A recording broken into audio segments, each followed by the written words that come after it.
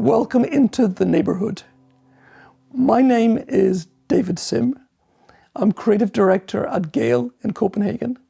I'm an architect and a planner, and I work with designing healthy, sustainable, livable communities, neighborhoods, towns, cities. I'm originally from Scotland, so I hope you understand my English. And I'm going to talk to you a little bit about the work we do and also about my book, Soft City, which I guess is the big subject we're going to talk about today. And I guess you might wonder, what is a soft city?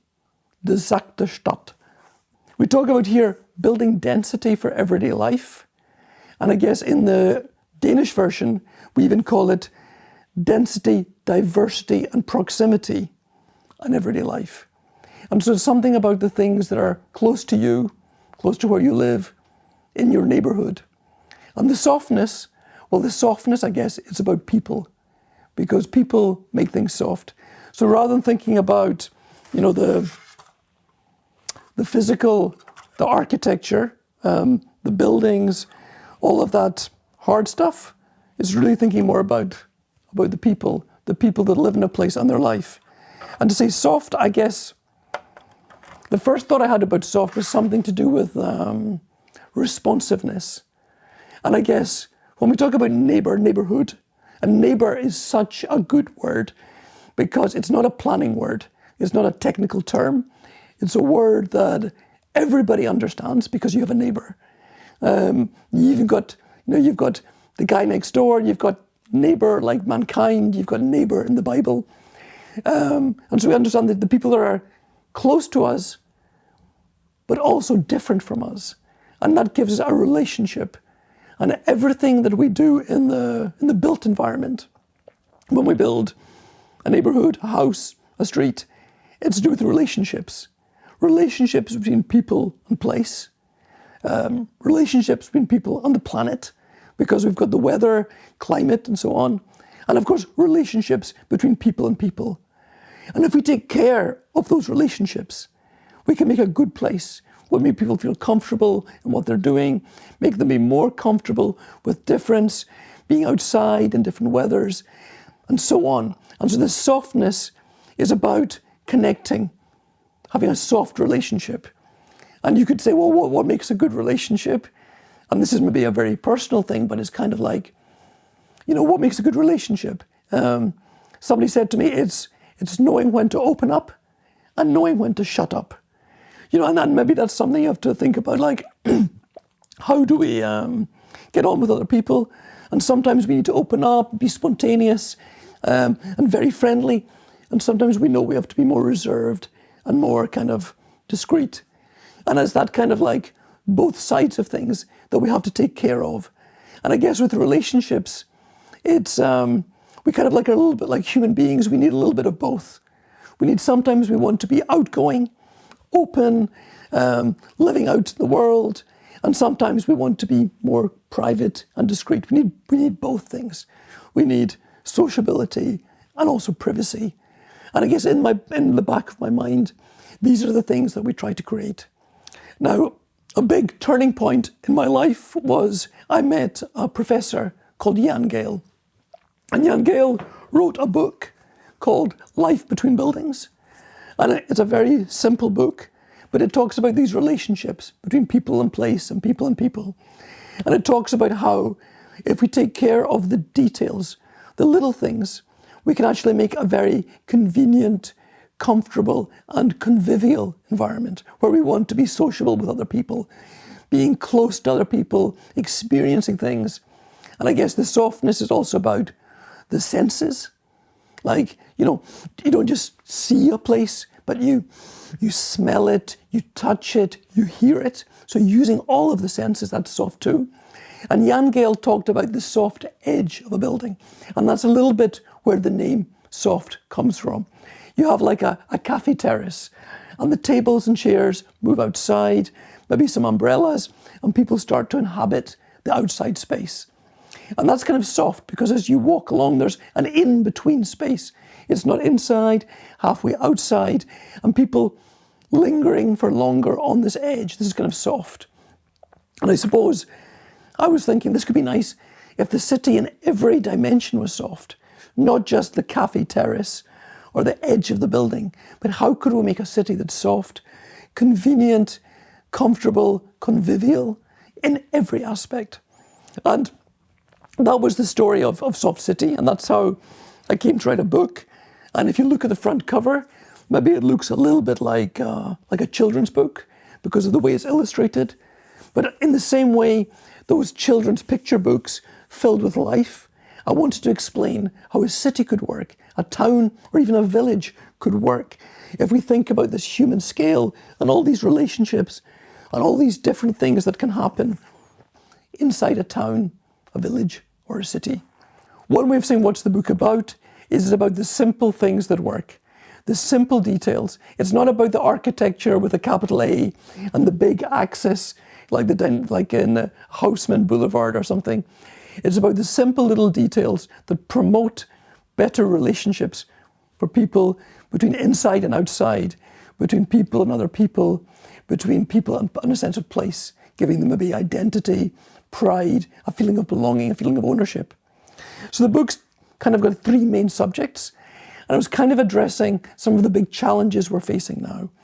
One of the biggest challenges that everybody's talking about is urbanization, that we have to build denser, we have to build more, we have to make more apartments, more buildings, more houses for more people.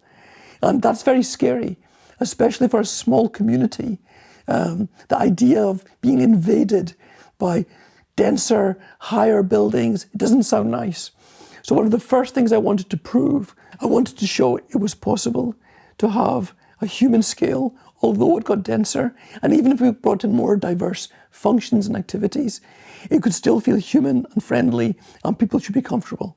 And I'll show you in a minute a little bit how we can put the city together and how those differences might work. So one of the things I really want to stress is the idea that density doesn't need to mean height. So this is a little model of an urban quarter with these well-known Danish bricks. And one of these bricks represents like one floor. And if you see like this kind of area, an average 4 stories, it's a very nice kind of human scale. It's actually surprisingly dense, because if we were to build something like, like we see in some of those kind of suburbs of the 1960s, actually you'll discover, because you need to have the spaces between the buildings to let the light in, that very often the buildings, these modernist buildings, are actually not any denser than the environments that the people say are not dense enough. And so, if you imagine, like every country has these modernist housing estates with these kind of tall blocks, but what's really shocking is that very often the density of them is no better than the density of the human scale. And we have to ask ourselves, which scale do we think will be a nice environment for people? Is it the low one, or is it the one with towers?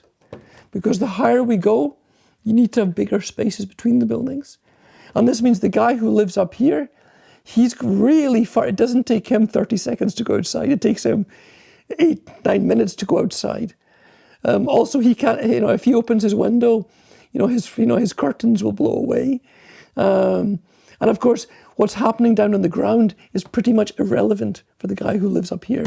So I think very often when we're talking about building communities, building places, we talk a lot about the architecture.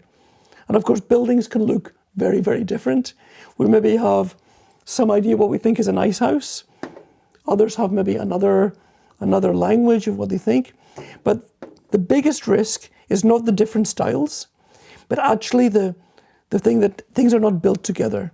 And if every house stands alone, what we get is a very similar kind of like non-landscape. Nothing really fits together. There's no clear front or back. It's really hard to know where you belong. So if the carnival guy comes along, where is it appropriate to have the carnival? The carnival people, that's kind of annoying if they come in your back garden. Where am I supposed to ride my bike? Where's that appropriate? And where can I sunbathe? Can I be in my bikini? Can I be in my swimming trunks? Is that appropriate in a public place? But if we organize the buildings in a different way, and one of the most simple things that you can do in building is to create enclosure. So we kind of build like a courtyard. And quite simply, we put the buildings together, and you kind of have like an inside and an outside. And everybody knows, well, the public stuff, that goes on outside. And inside here, we actually have quite a nice peaceful place, more microclimate. Maybe the trees will grow better here. I can do some gardening. And then actually maybe in my little corner garden, I can be sunbathing in my swimming trunks. My cat can be safe playing. And those things can happen. And so you can have these two worlds side by side. You can have the busy street, the cafe and the bakery, people riding their bikes and driving their cars. But at the same time, you can have this inner world, which is the private world, the front and the back. It's one of the most simple things, but very often we don't do it.